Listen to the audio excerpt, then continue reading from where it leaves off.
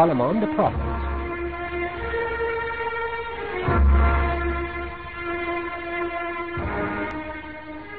Solomon and his companions were returning from Mecca, where they had performed their pilgrimage rituals.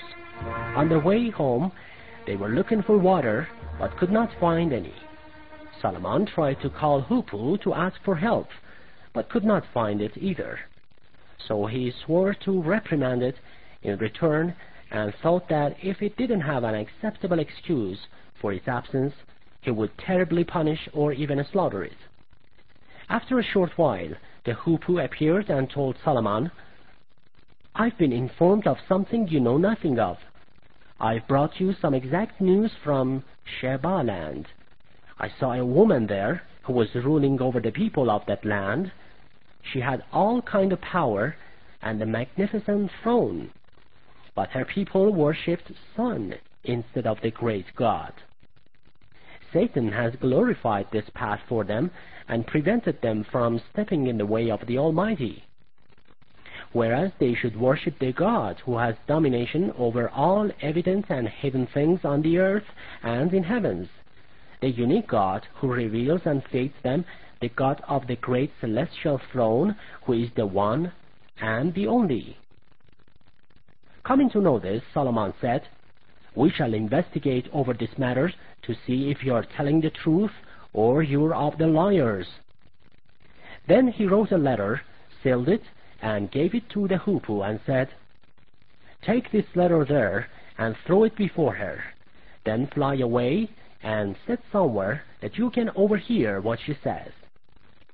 The Hupu took the letter, flew to the palace of the woman who ruled over the land and was named Bilqis, and threw it before her. The queen of Sheba read the letter and turned to the nobles of her country as well as the commanders of her army and said, "A letter from Solomon has been thrown before me. It contains these few sentences: In the name of Allah, the Compassionate, the Merciful, seek not superiority over me, and come to my presence submissively."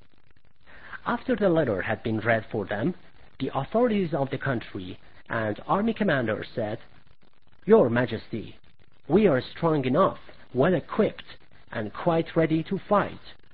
But it is up to you, and we shall obey whatever you command us. Thus, we will wait to see what your opinion is, and what your Highness commands us."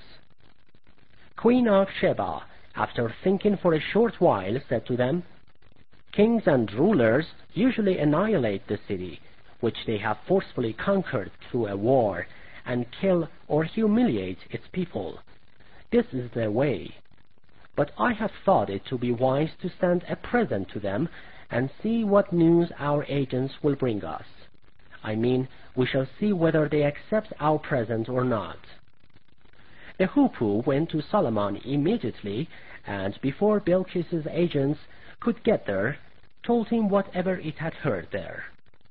Solomon ordered to decorate his palace quite gloriously, and arrange his troops and army in front of his palace, so that his wealth and power would surprise her agents who were on the way. Bilqis's agents, seeing Solomon's magnificent palace, as well as the beauty, glory, and splendor of his realm, felt ashamed to present their gifts. But anyway, as it was their queen's order, they presented them shamefully.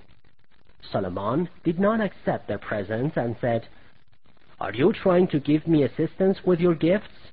What God has bestowed upon me is much better than whatever you and your rulers own, and this is you who is happy and satisfied with these gifts.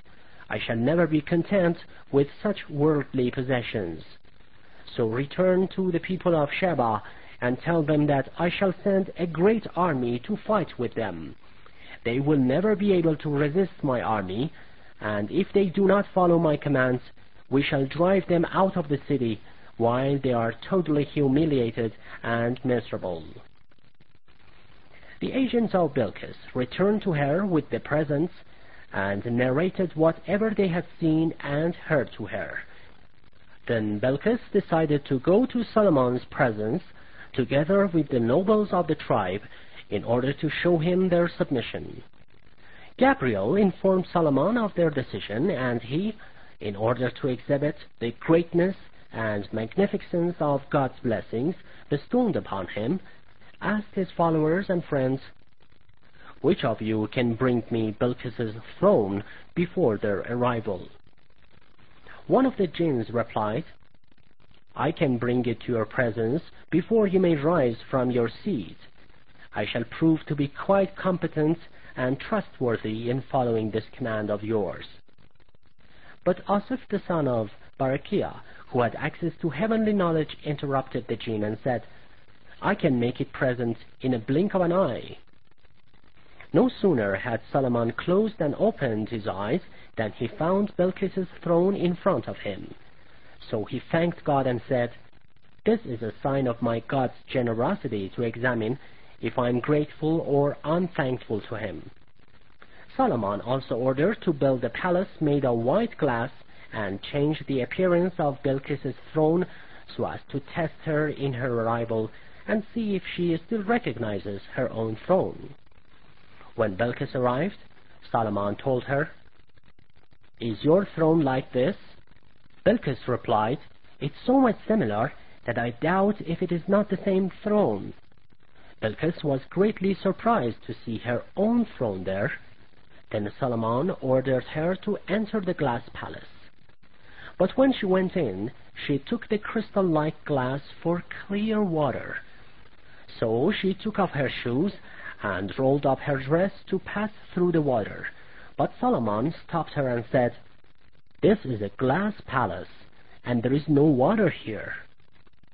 Bilqis, having been startled of that much splendor, said, "Oh God, I've been oppressing myself all these years to be among disbelievers, and now I shall accept Solomon's Islam and submit to the great God of the whole universe."